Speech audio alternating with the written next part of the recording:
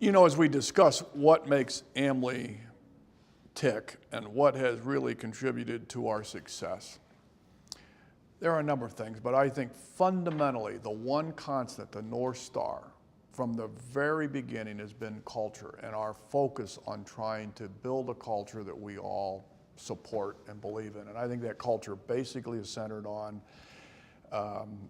that we want a transparent shop.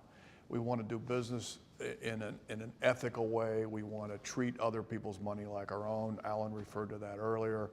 I think we want to make sure that we kick up, don't kick down. We never shoot the messenger. We're tough on the message. We want to be disciplined. We want to be competitive. We want to absolutely take our game up, but we don't want to bully anybody. We don't want to rough people up. We want to make sure that we invest in our people, and we think training is very important. I think that we also believe that good citizenship is critical, that AMLI is a key player in the markets in which we operate, in which we develop, and I think the AMLI family concept that we've created back at the very beginning, that we give back to the communities in which we live and work, is a very critical part of what we do. I think inclusionary management steps makes you a better company. I just think it's a complex world, and the more that you have of people of different colors and religions and different male and female, it makes you a better company. I think AMLI over the years has been transparent, has tried to include as many people as possible and pragmatic in decision making. And I think that diversity in that process leads generally to better outcomes than to have a homogeneous group or a largely homogeneous group. And so I think for posterity purposes, looking to the future, I'm hopeful that our successors and the industry in general will allow for greater diversity, both of gender and color.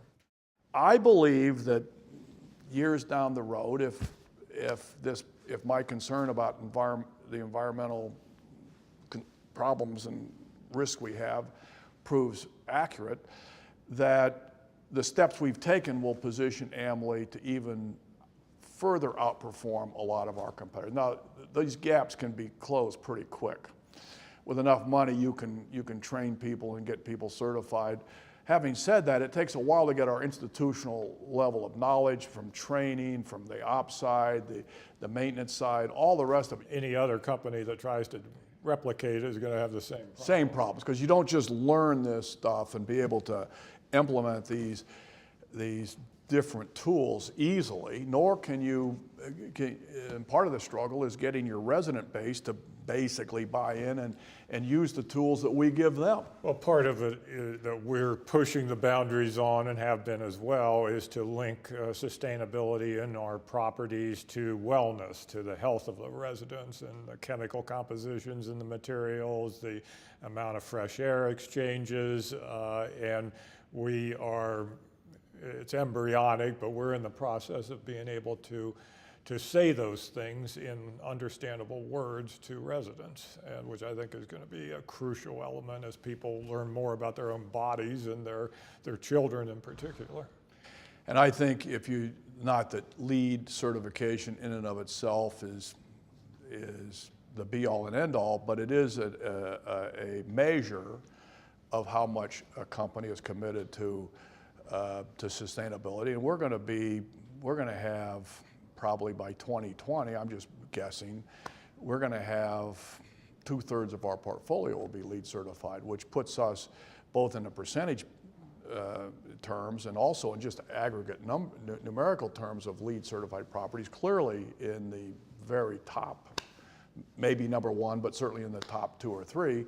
And the same is true, across the board with Energy Star and with water, all the other components that you can use to measure sustainability and environmental responsibility. I believe we will be the leader or a significant, in a group of very few companies that are at the very top of their game. One last thing I would say that you touched on is the element of customer service that has been part of our culture for a long time. You know, every sales company, every service company has customer service and emphasizes it. We do the same. I think that our people, our culture reinforces the notion of how important it is to preserve the values associated with a home for our residents. Obviously, our residents experience happiness, sorrow, achievements, graduations, all sorts of things happen in their home. And I think over the years, we've done well at helping our colleagues who are on site preserve the dignity, the privacy, enhance the values that our residents, our customers associate with the notion of home. So I've always been very satisfied and happy that we've been able to achieve that. Our mission statement to provide an outstanding living environment for our residents says nothing about making money. It says nothing about creating value. It's focusing on our residents because we debated this at the time. We all understood that everything will flow from treating our residents as well as we could. You don't have to do anything more than that. One of the areas I want to focus on culture-wise is the notion that, in my view, and I hope others agree, we're not a political shop.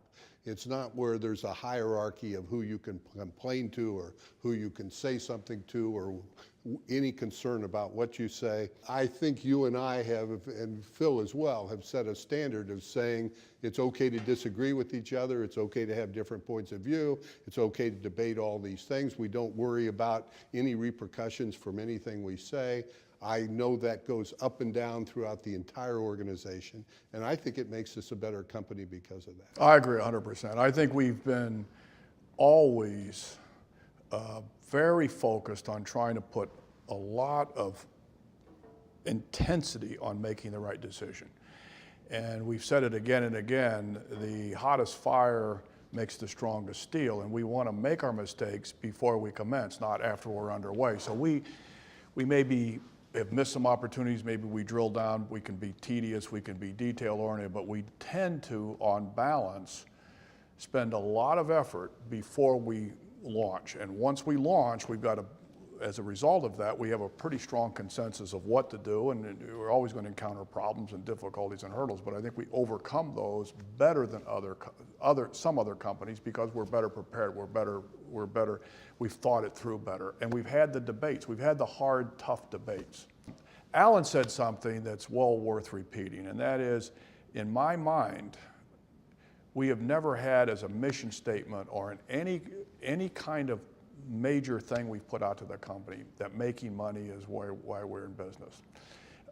Yes, making money is critical. If you don't make money, you're not going to stay in business. And yes, getting effective and attractive returns on our invested capital. And yes, paying people an acceptable market rate and creating value for our people is absolutely critical, mission critical. But you do that by being the best in your business. It's a byproduct. It's not the objective. It's a byproduct of doing other things exceptionally well. And I believe we've never been greedy, so we've never gone into it to make money. We've made money. We've been very successful, but it was a byproduct of doing other things exceptionally well. And that I'm very proud of.